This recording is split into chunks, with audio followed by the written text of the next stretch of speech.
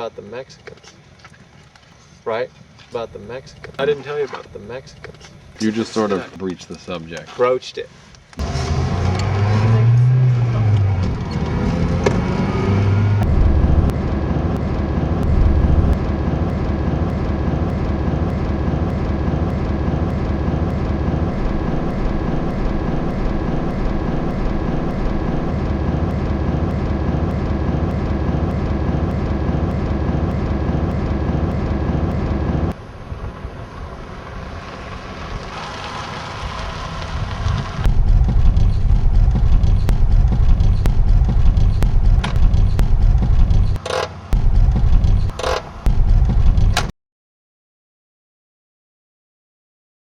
So, you want to know about the Mexicans? Dude, one of the stupidest things I've ever been involved with. I'm halfway just ashamed to be and even know about it, much less have perpetrated it. I woke up about 3:35 or 3:45, 4, and this guy was out in the hall. I could hear the banging, I could hear the yelling, and I was just woke up and I was like, what's going on, man? Fuck. And you kind of, when you wake up like that, you kind of have an idea of what you're going to see when you come out.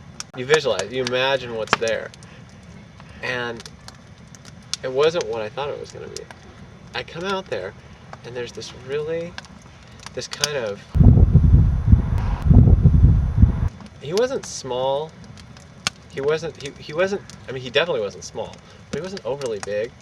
But he was this kind of, he was kind of just that middle ground, you know, 5'10" or whatever. Anyway, he was kicking and punching the door, yelling, "Vince, you asshole, let me the fuck in."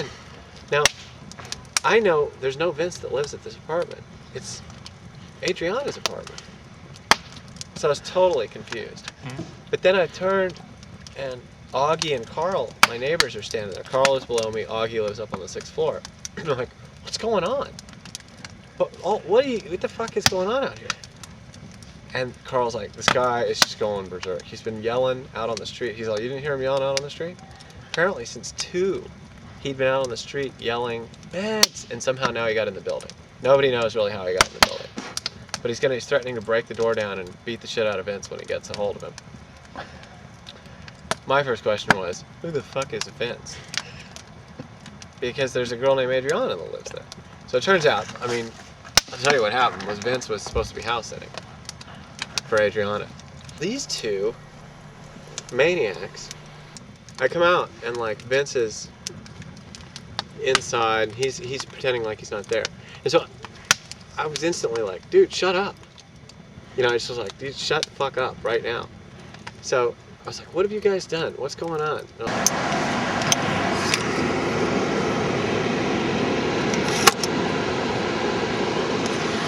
Like, well, we called the cops, but they're not showing up. And I was like, man, this is not cool. This guy's got to shut up. And I was like, is there a Vince in there? And I'm like, look, dude, there's no Vince in there. You need to get the fuck out of the building. And then he wouldn't leave. So I was like, okay, he doesn't want to leave? Well, dude, we're going to make him stay. And so I don't know, I just kind of snapped. He had nothing to say. He would just put his hand up and like, he wouldn't, I don't know, he was from LA. He was from LA. He is from LA. And he was acting like he was in LA. The funny thing is, throughout this whole story, no one said what needed to be said in the first place, which is, this is Oakland, bitch. Let him know, this is Oakland. You can't act like that in Oakland. It just doesn't fly. You know, in LA, it would have been okay. Our building doesn't operate that way. Where everybody knows each other, and everybody banded together instantly to like reject this maniac. So anyway, I was on top and I had him hold, and I was like, dude, you're going out of the building. You are leaving. And then Augie, this was the funniest thing. Augie goes, I have a pair of handcuffs. Runs upstairs, gets his handcuffs. So we cuff him. So I run downstairs and I get on the phone to the cop. I'm like, I'm out in front of the building. I'm looking for the officers. We have him cuffed and ready to go. And she's like, sir, are you in law enforcement? I said, no, I am a citizen. So the cop comes in, exchanges cuffs, takes him back out. I figure it's over. I go back to bed. So I wake up again. I guess about a half hour later it was. And there's more banging. And I'm like, what the fuck? And I come out and Carl's out there and he's like, dude, he's in there, he's beating the shit out of Vince. And I was like, who let him back in the building? And he's like, the cops. He doesn't live there. He's trespassing. He's drunk as shit. And clearly high on crystal. He didn't know anybody there. I was like, Carl, are you fucking kidding me? And he goes, nope. They're in there fighting right now. He goes, see that blood on the door? That's Vince's blood. And I was like, great. And I go, dude, here's what we're going to do, you and me. These two are out of here right now. I go, Sarah, knock on the door. And she's all, tick, tick, tick. And I just got in a football stance. And fucking the door opened, and I just fucking rushed both of them, grabbed them both by the head, and I just dragged them out of the place. Carl got Vince, I got Gary. Fucking took him to the ground, and it was just like, started dragging. So Vince was pretty cool. He was like, okay, dude, I'm out of here. All right, fine. I'm out of the building. I do not want to get beaten. But Gary wasn't going easy.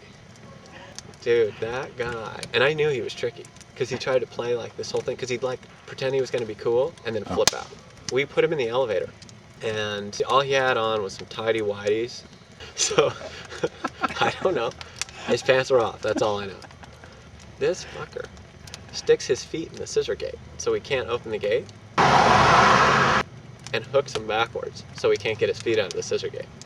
So we're fighting with him, trying to get him out of the fucking elevator. We got the elevator down to the bottom floor. Carl is a social worker, but he's also been in the Marines. So he's an odd character. Carl's trying to like talk him through this. I turn to Carl and I go, Carl, dude, this guy is going out of here by force. And I just go, wham! And I fucking hit Gary in the head. He's all, hey! And then he stopped doing his thing because, the whole time he's doing this, he's fucking yelling, I'm being raped! I'm being raped! Rape! So he stops screaming, goes, hey! Like the whole thing's a big game and now I've just overstepped the rules. Carl was under the misconception that his feet were trapped in the scissor gate. And I was like, dude, he's got his feet in the scissor gate on purpose. So I pried his feet out of the scissor gate finally. Because I tried pinching him out and he liked it better. Like the more he was a martyr, the better. The more he got hurt, the better. I was like, he just needs to get out of here by force. So I get his feet out of the scissor gate. We get the scissor gate open, dude. I just grabbed one leg and ran like a linebacker. Or when you do that push drill. And just dragged him, bunk, bunk, bunk, bunk, down the steps, out onto the sidewalk. Flipped him over and pulled that leg up and put my foot on the back of his neck. And I was like, go get his pants. So Gary's laying there on the ground and he looks up and he starts laughing. I was like, you put up a good fight, Gary. And he's like, I know, we so crazy. So we get him his pants, get him as much of his cell phone got broke. He threw it against the wall at one point. Like, I don't know, he got his wallet back to him. So he's standing on the corner and I was like, not good enough, man. You're gone, dude. Gone from here. And they're like acting like it's no big deal. And I walk up and this thug, Kendo, was standing on the corner too, this local. And Kendo's kind of funny. He's got like these little dreads. He's got this look. He's really good looking, but he looks dangerous. So I walk up to Gary and I grab him by the hair. I fucking slapped his face and I go, you're fucking walking, dude, or I'm making you walk. And Kendo goes, whoa. He's like, all right, dude, fuck. You see how pissed I was? I was like, now. And they start walking. And Kendo says to Carl, they got any money? And Carl goes, they had wallets. And Kendo's like, peace. Dude, the next morning, one of the girls that used to live there comes by because she heard about it. She's like, listen, I'm so sorry. And then she's like, and you know what else? You'll never believe it. Then they got robbed. So my landlord called me the next day and he's like, I just want to thank you for pitching that guy out. He's like, and Adriana had told me that you guys told some street guys that they possibly had some money and then they got robbed. And he goes, and I just got to say, I can't say I would have done anything different in that situation.